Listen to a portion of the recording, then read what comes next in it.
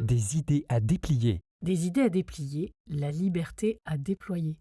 Nous déployons ici plusieurs conversations, à 2, 3 ou 4 voix, pour échanger sur notre monde en mutation.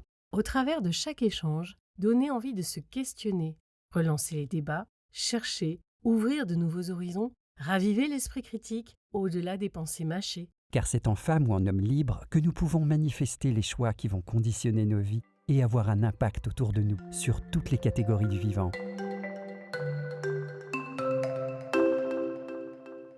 Bonjour Valérie, Bonjour Christine.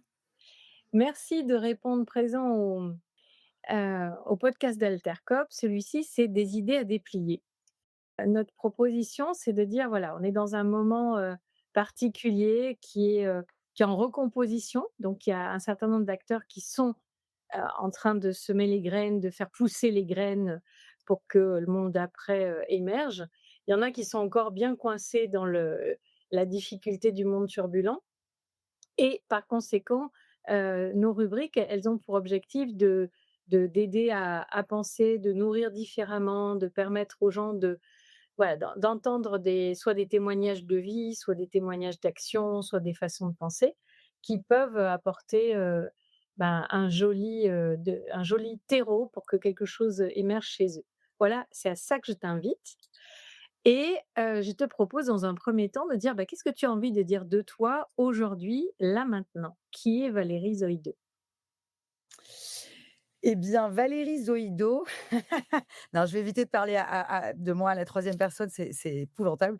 Non, je suis une femme, qui est en recherche. Je pense qui est dans une forme de chemin, de vérité. Enfin, voilà, j'essaye d'être, dans une forme de quête autour de l'être-té et voilà donc ça s'est passé par plein de choses, c'est passé par, le journalisme, le storytelling, le fait d'écrire des documentaires, maintenant j'accompagne le monde du cinéma, mais en fait, finalement, peu importe ce qu'on fait, et ça me définit pas forcément. Moi, je pense que ce qui me définit, ma raison d'être, c'est la connaissance de soi au service de l'empuissantement citoyen.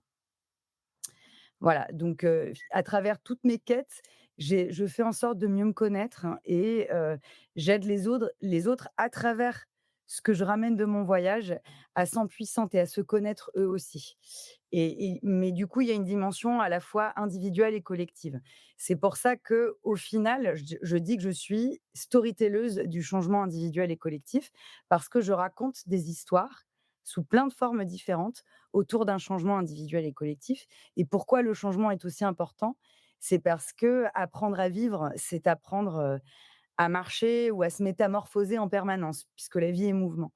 Et donc du coup voilà, je suis passionnée par, ce changement, par la métamorphose. Génial!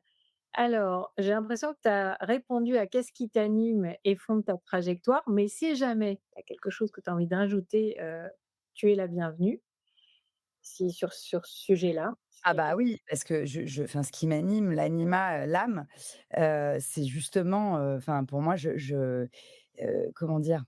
Tout m'anime, dans le sens où apprendre à vivre, m'anime, comprendre la vie m'anime, apprendre à aimer, m'anime. Enfin, je je pense que si on cessait d'avoir des choses qui nous animent, les choses commenceraient à devenir très, très compliquées. Donc moi, je suis curieuse de tout, quoi. J'aime vraiment, je suis passionnée par le fait d'être vivant, en fait. Mmh. Voilà, donc être vivant m'anime. Enfin, c'est presque un pléonasme, mais voilà, je suis curieuse des histoires, je suis curieuse des êtres humains, je suis curieuse de l'autre, voilà, je suis curieuse, enfin, je suis émerveillée devant les mystères, devant ce qui nous dépasse, voilà, et donc je suis à l'exploration, en perpétuelle exploration de ça, en fait. Je crois que c'est une forme de vouloir, comment dire? Comprendre ce qui est divin. Mmh. ou de l'accueillir ou de voilà, c'est une forme de danse entre le visible et l'invisible qui m'anime. Eh ben, je vois bien. Eh ben, je te remercie. Même si peut-être, tous les auditeurs ne voient pas bien ce que c'est que l'invisible, bah, c'est quand même l'essentiel de tout ce qui existe et qui c'est pas parce que ça se voit pas que c'est pas opératif. Donc c'est bien de s'y intéresser et en t'écoutant, j'ai l'impression d'entendre une sage-femme du vivant, quelqu'un qui fait accoucher le vivant en elle et autour d'elle. Hem, je vais te demander quelque chose aussi. Pourquoi est-ce que tu t'es intéressée à l'imaginaire? Eh bien, figure-toi que je me suis intéressée à l'imaginaire parce que justement l'imaginaire, c'est a priori ce qu'on considère, qui n'existe pas, qui est dans notre imagination et en fait, je me suis surtout intéressée aux rêves, puisque le rêve et l'imaginaire, sont associés, en fait et du coup, quand j'étais petite, je me demandais si finalement ma véritable vie ne commençait pas quand je me mettais à rêver, en fait. Ou peut-être que où j'avais d'autres réflexions en me disant: «Mais si ça se trouve, peut-être, que ce qui est réel est illusoire et que nos vraies vies, voilà, sont dans un autre monde, en fait». Bon, après, tu me diras que c'est un peu l'allégorie de la caverne de Platon. Mais donc voilà, je suis très intéressée par l'imaginaire parce que je suis intéressée par ces espaces où on est dans un champ des possibles et où du coup, il se passe des choses, qui, comment dire? Où il y a de la poésie de la vie, en fait, où il y a de la poésie, enfin, il y a quelque chose de très particulier que nous arrivons à ressentir, grâce à l'imaginaire. Combien de fois, en ayant rêvé, en ayant eu des rêves, qui étaient absolument, presque réels, en fait, j'ai ressenti des émotions, extrêmement fortes et du coup, ce que je trouve de très intéressant, c'est d'aller ramener l'imaginaire au réel et peut-être de le rendre tangible. Et du coup, voilà et en même temps, c'est aussi lié, je me cache pas, moi, je suis assez spirituelle, je m'intéresse beaucoup à la spiritualité laïque, hein, mais c'est pour ça, quand je te disais que, ma raison d'être, c'est la connaissance de soi, pour moi, c'est ça la spiritualité et donc je m'intéresse aux mythologies et notamment aux textes sacrés, et justement, c'est pas anodin quand on parle d'imaginaire et donc de récit que, bah, par exemple, la Bible commence par, «Au début était le Verbe et le Verbe s'est fait chair». Voilà, pour moi, cette phrase, m'inspire beaucoup parce que je pense effectivement, que tout est verbe, que a priori, que tout est information, in formare, ce qui rentre dans la forme, ce qui rentre dans la matière et que on a tout intérêt à soigner nos récits, nos verbes, pour que ce que nous allons matérialiser, soit, soit aussi lumineux que ce qu'on a osé rêver, quoi. C'est très joli, c'est inspirant, puis au moins ça permet, d'aller au bon niveau, je dirais, pour l'imaginaire parce que, on en parlait dans l'introduction qui n'est pas enregistrée, donc on va vous en donner peut-être quelques fruits. Hem, du fait que dans notre évolution de société, on va sans doute passer par des étapes où on passe par des étapes dont on est plus ou moins conscient. Mais il y a un moment, dans lequel nous vivons qui est un peu une transition washing, c'est-à-dire qu'il y a pas plutôt, un mot qui est sorti qu'il est déjà aspiré, vidé de sa substance parce que réemployé 150 fois. Alors que ce qui peut être tout à fait intéressant, c'est de pas forcément créer des néologismes, pour compenser le fait qu'on a vidé les mots, mais peut-être de resubstantialiser les mots, c'est-à-dire de remettre l'essence initiale et celle de la source dans ce que l'on fait. Et le lien avec ce que tu disais, c'est que, bah, voilà, le rêve, l'imaginaire, la fiction, les récits, hop, c'est un job, c'est un business et donc il y en a partout et sauf qu'il y en a pas forcément partout qui sont inspirés. Ils sont, commercialisés, on va dire, voilà, parce que c'est une nouvelle activité lucrative. Hem, alors que nous avons effectivement des chances pour que des choses se transforment si ce qu'on reçoit en inspiration, qui est quand même l'esprit du souffle, l'esprit de la source, heu, arrive à s'incarner avec des mots choisis, avec des mots pesés et pas créer des mots qui vont en fait être des ersatz de choses qui avaient de la substance, de la réalité. Et donc je te remercie pour ce que tu dis, c'est-à-dire de faire attention à ces mots qui vont devenir, des des des formes formantes pour une réalité et qui vont permettre de créer un joli présent et un super futur. Donc j'entends que c'est cette reliance-là qui t'anime profondément et qui permet, de comprendre aussi l'articulation de tes actions, c'est ça? Waouh! Ouais, ouais, complètement, enfin, il y a plein de choses là dans ce que tu viens de dire. Mais si je rebondis sur la toute fin de ton raisonnement, en fait, effectivement, premièrement, ce qui m'anime, c'est la justesse. La justesse, mais dans tous ses états, c'est-à-dire effectivement dans le choix des mots, dans le respect des mots et dans l'incarnation aussi. C'est-à-dire que, il n'est c'est enfin, il ne s'agit pas que de parler de cœur, de transition, d'imaginaire, de récit et cetera et cetera et cetera.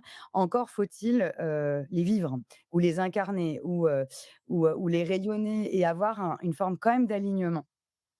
Parce que le risque, c'est, peut-être, bah, effectivement, de faire du heart washing ou, du, social washing ou du greenwashing ou du enfin, donc voilà, bon, c'est vrai qu'en ce moment, tout le monde, se met à parler de récits ou d'imaginaire, mais les récits, encore faut-il les faire.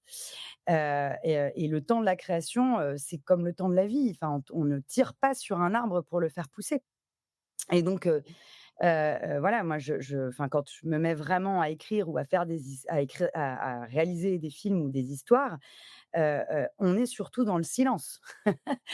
On est et là, en ce moment, je pense qu'il y a trop de blabla, trop de, hem, enfin, voilà, pour moi, écrire un récit ou voilà, accueillir ces nouveaux récits dont on se met de plus en plus à parler, c'est, se mettre, déjà dans un autre état d'être et effectivement, créer, les conditions de l'accueil du renouveau, quoi et je vois qu'il y a quand même parfois un petit peu une petite tendance à perpétuer l'ancien paradigme qu'on dénonce. Heu heu, voilà, et quelque part, c'est en faisant ce qu'on a toujours fait qu'on va obtenir ce qu'on a toujours obtenu, donc voilà, pour moi, je suis un peu dans cette vigilance, mais pareil autour de l'amour, pareil au et pourtant je suis vraiment quelqu'un qui m'intéresse énormément à ce sujet, ou à celui de l'intelligence du cœur, mais je trouve que attention à ce qu'on dévoie pas ces sujets-là.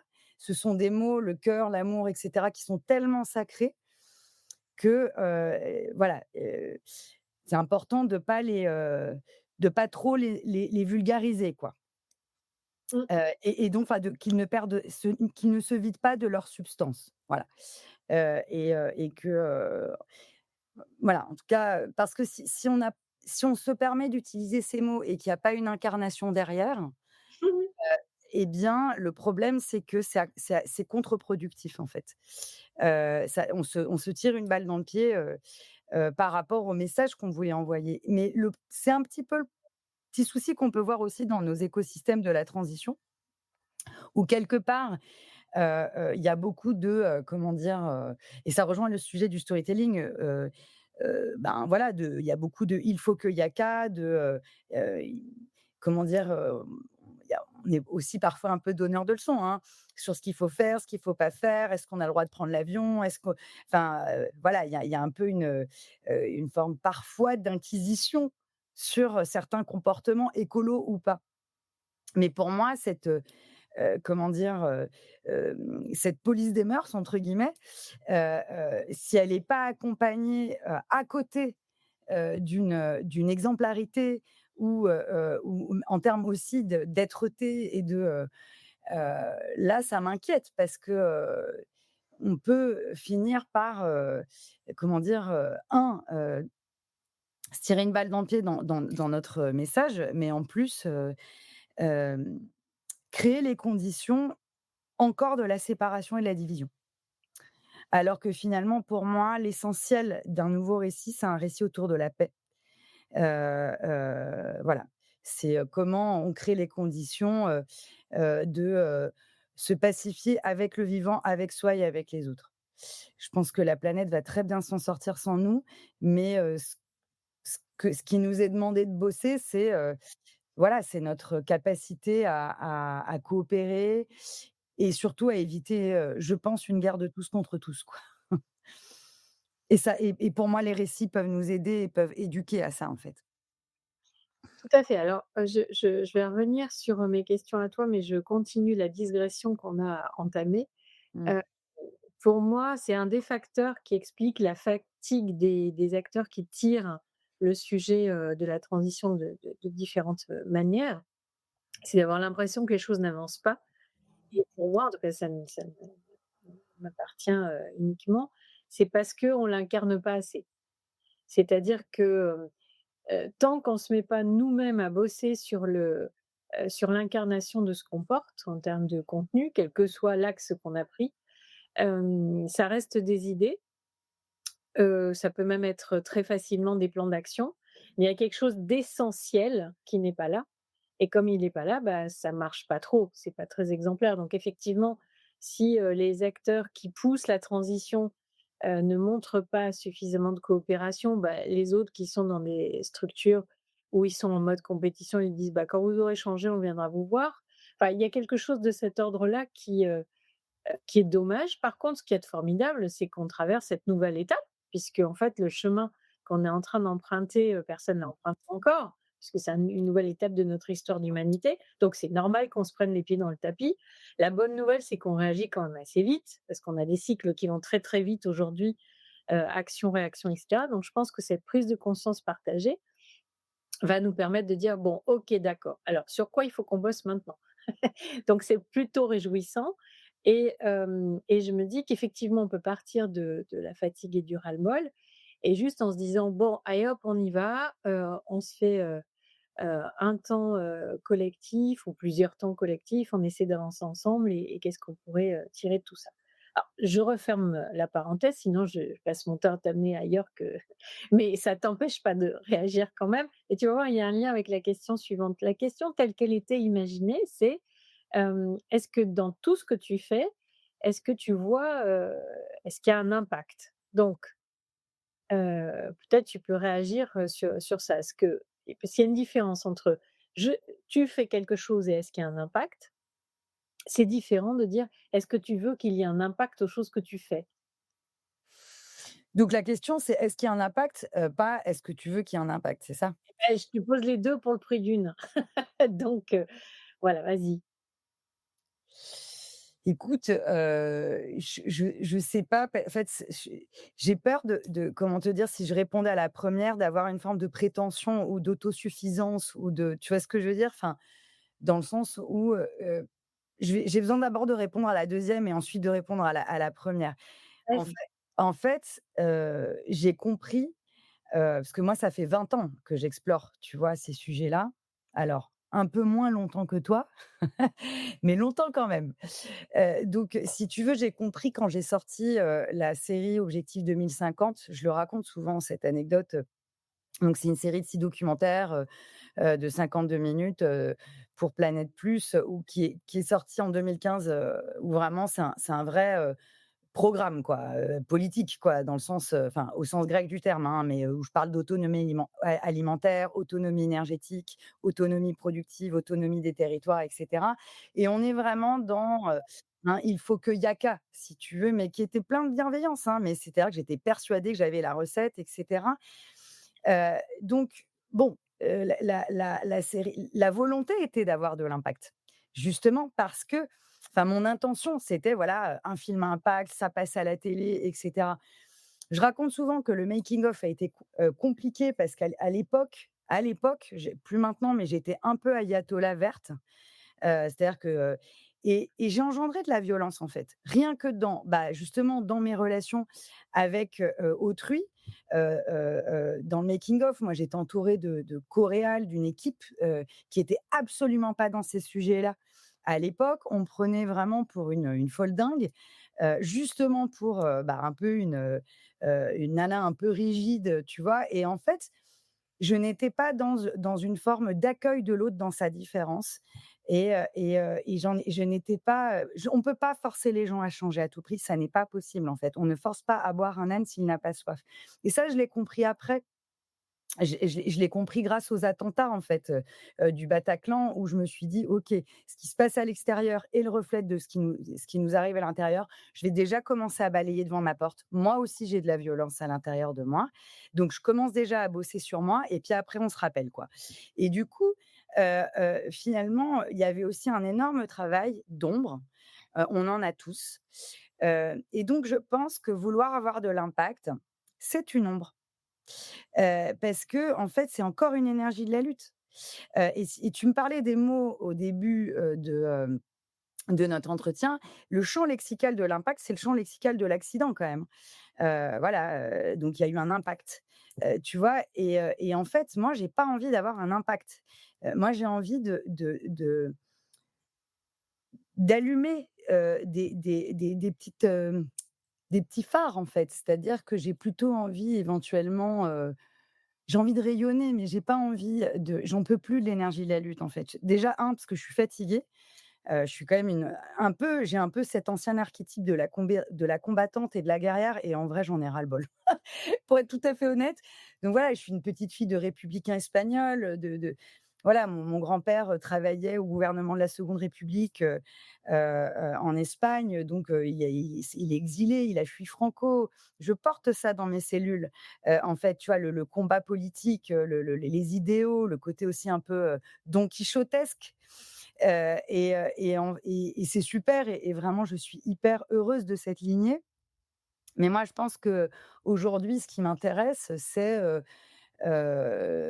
voilà, de plus être dans le combat et que la posture soit plus une invitation à œuvrer différemment et avec d'autres méthodes. En tout cas, beaucoup plus, ouais, moins avec l'égrégore de la lutte et du combat, quoi.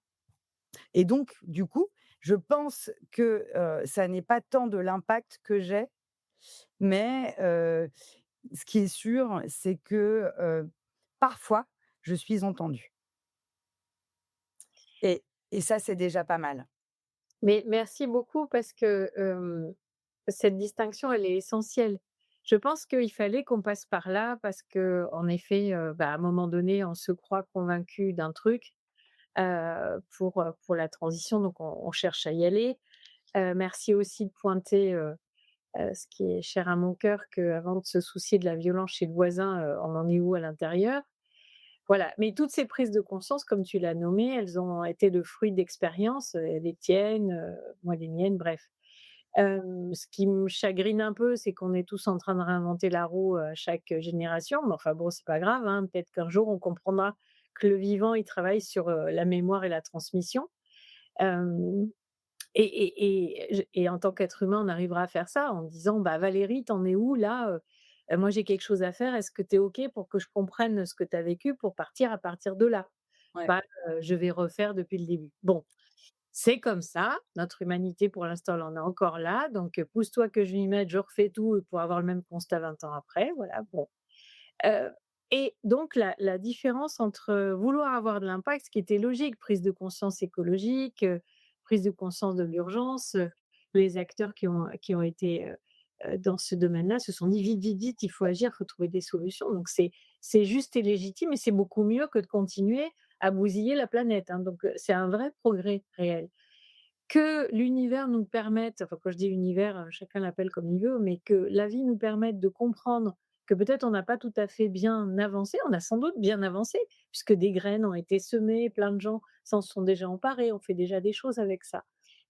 Mais peut-être pas autant que, on aurait souhaité, donc que l'impact n'est pas aussi fort et d'aller voir, qu'est-ce qui se passe qui fait que, ça marche pas tout à fait bien et résultat, que ça nous permette d'aller plus loin, c'est formidable. Enfin que ça permette cette recherche intérieure, cette prise de conscience de la connexion, de voir comment tu dis dans ta lignée, je pars d'un grand-père qui était, militant plus l'archétype Don Quichotte, ça c'est sûr que c'est tout à fait léger aussi et de se dire, au lieu de mettre un peu comme, Saint Michel, hein, la lance sur le dragon, de se rappeler la symbolique que ça a, qui est de dire: «Bah non, ça veut dire que je m'aligne juste ciel-terre et que j'arrive à alchimiser les lourdeurs, de la matière, en substance, spirituelle et vice versa». Bah, voilà, faut l'avoir vécu dans son corps et dans son cœur et donc je me dis: «C'est génial» parce que ça va amener ailleurs de dire: «OK, bon d'accord, elle a eu un impact, mais elle sait elle est ailleurs, elle comprend que c'est plutôt, le rayonnement de là où on en est, Mmh. de sa cohérence intérieure qui va faire la différence». Parce que le facteur de confiance, il marche là, il se dit: «Comment est-ce que je peux avoir confiance en Valérie?» Bah, je vais, écouter ce qu'elle fait et regarder ce qu'elle expérimente et là, je me dis: «Ah ouais, je me sens je vais y aller en confiance, je vais y aller».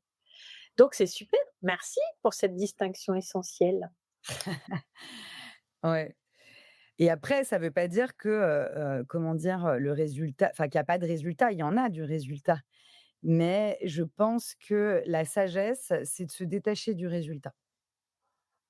Bon, À laquelle on est invité, je veux dire. attention parce qu'en général, ceux qui ont été, super sages, après, ils s'en vont dans les étoiles. Donc reste un peu encore, on a peut-être des trucs à profiter de ton chemin, mais merci. Ah, tu sais, je suis pas sage du tout. En tout cas, mais je suis intéressée par le fait, en tout cas de tendre vers, mais d'ailleurs, il y a un super bouquin d'une amie, Marianne Lénard, qui parle de ça qui s'appelle «Passage» justement, en 2 mots. Et voilà, et le fait d'expérimenter le passage, enfin, on vit des passages à travers la transition, c'est aussi de temps en temps d'accueillir le fait qu'on est passage, mais qu'on va tendre vers la sagesse. Eh ben, merci. Donc ça va bien avec la suite, qui est, quelles sont tes valeurs cardinales, essentielles? Qu'est-ce qu'il y a le plus précieux pour toi? Écoute, je te dirais peut-être la liberté. Je pense que, la liberté d'être soi, et la liberté et le fait d'accompagner les autres vers, leur propre liberté, ça, c'est vraiment quelque chose de très important chez moi. Ensuite, il y a évidemment, enfin les valeurs, est-ce que, je ne sais pas si l'amour est une valeur, parce que l'amour, c'est un état d'être. Mais en tout cas, ce qui tourne autour de l'amour, est une valeur, enfin un tru c'est presque enfin c'est quelque chose de non négociable chez moi. C'est-à-dire, la bienveillance, le respect, la justesse, la justice, heu, ouais, l'équité. Heu voilà, c'est vraiment, le fait la loyauté. La loyauté, c'est très, très important pour moi. Voilà, le fait d'avoir la confiance, que, voilà, d'une parole donnée, ou qu'on peut compter sur toi, ou que, toi tu peux, compter sur l'autre. Enfin voilà, quelque chose de une forme de noblesse, tu vois? La noblesse de cœur en fait, l'intelligence du cœur.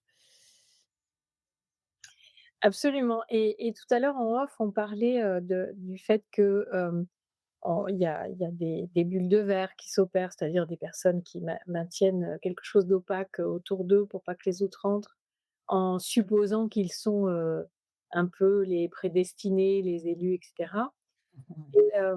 Et et je pense qu'on oublie juste un petit morceau dans celui ou quelque chose qui est élu.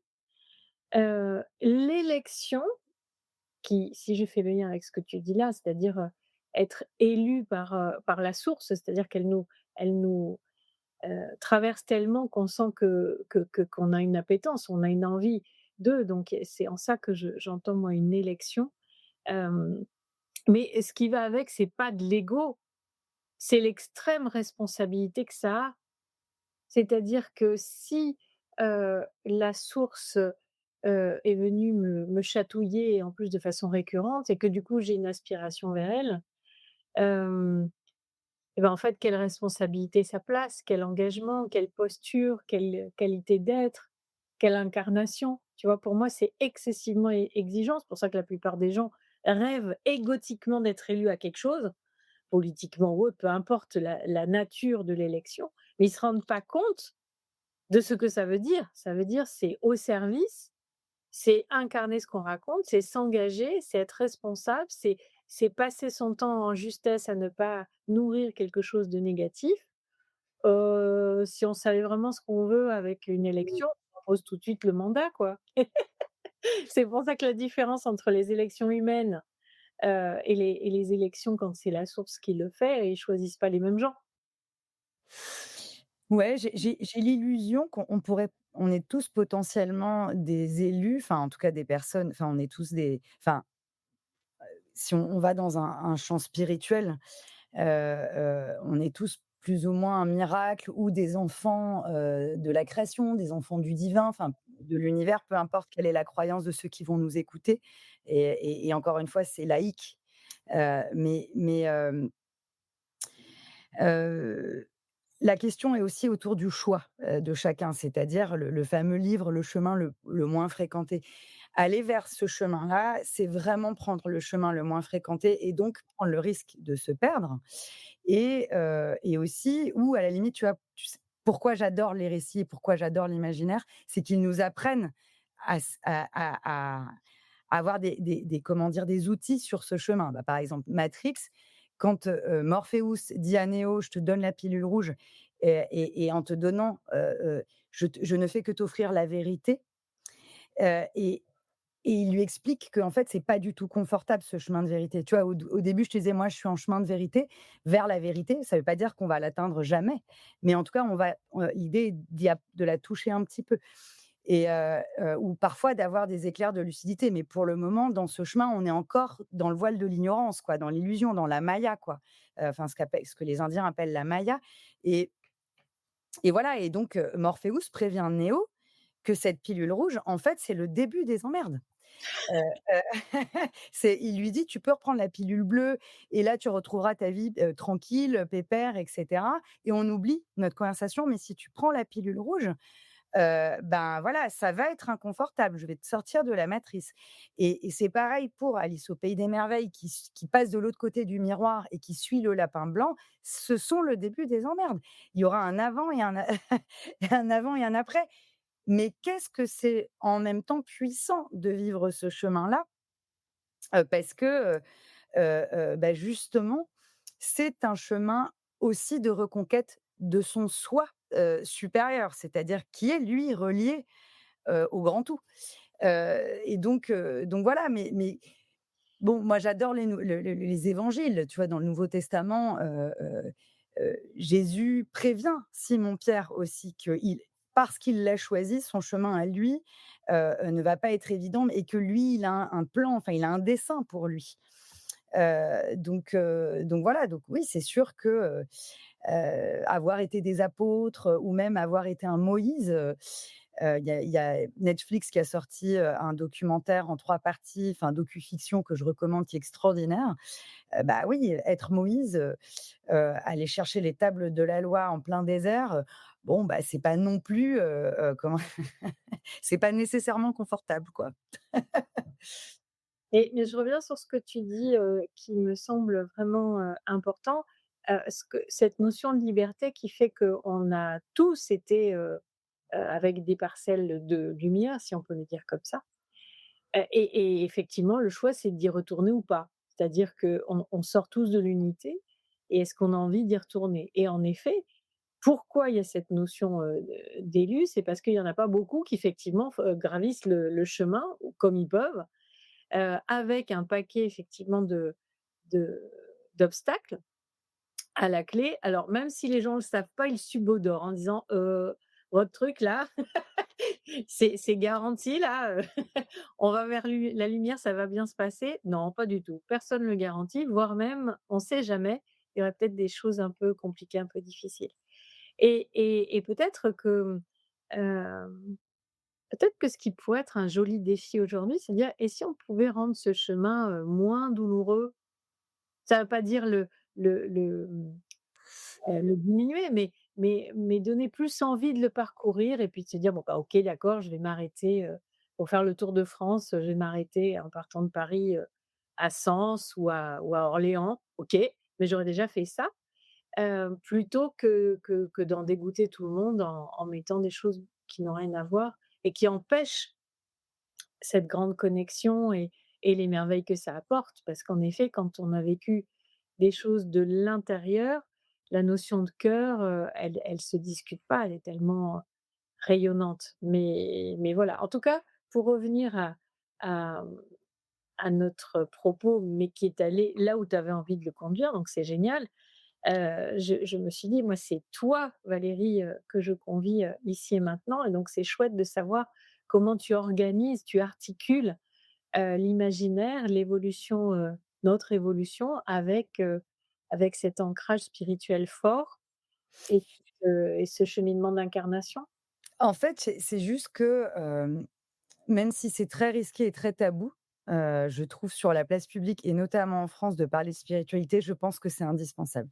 Et aujourd'hui, moi, finalement, il y a il y a essentiellement ça qui m'intéresse. Mais pourquoi? Parce que, j'ai fait beaucoup de journalisme de solutions pendant des années. Je suis allée dans, enfin, tu vois, cette fameuse série Objectif 2050, c'est du journalisme de solutions. Toutes les solutions existent. Tout ce qui pourrait nous permettre d'aller vers la société post-carbone, on l'a en fait. L'humain est absolument un génie sur pattes, quoi.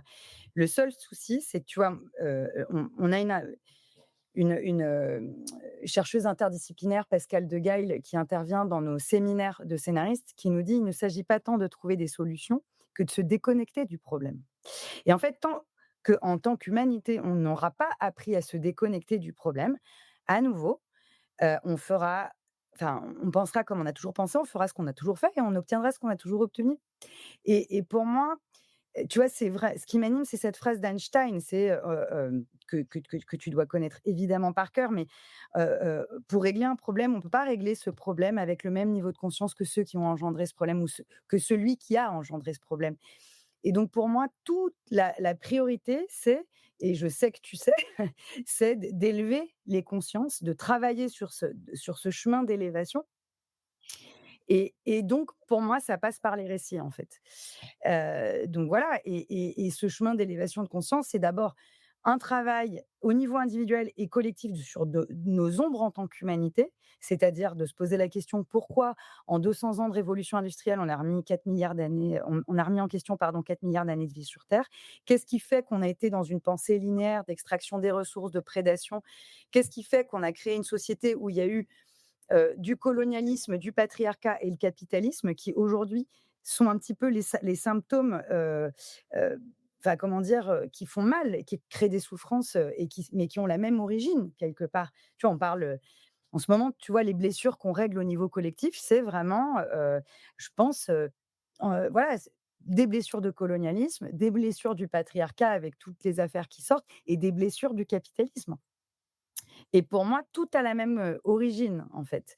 Et donc comment on change notre manière de penser pour, finalement être au service du vivant et nous-mêmes avoir un design de contrat social qui soit totalement régénératif, circulaire, parce que pour l'instant, il est extractif, il est purement linéaire, en fait. Et du coup, voilà, et pour moi, en fait, ça passe par la spiritualité. Mais encore une fois, ça n'est pas religieux, c'est vraiment, Heu heu, c'est autre chose, c'est de la connaissance de soi, c'est une vision intégrale, c'est une vision holistique. Et voilà, et c'est pas pour rien que Malraux disait: «Voilà, le 21e siècle sera spirituel ou ne sera pas». Et pour moi, la puissance de cette phrase est dans le «ou ne sera pas». Elle est prophétique. Si le 21e siècle n'est pas spirituel, il ne sera pas.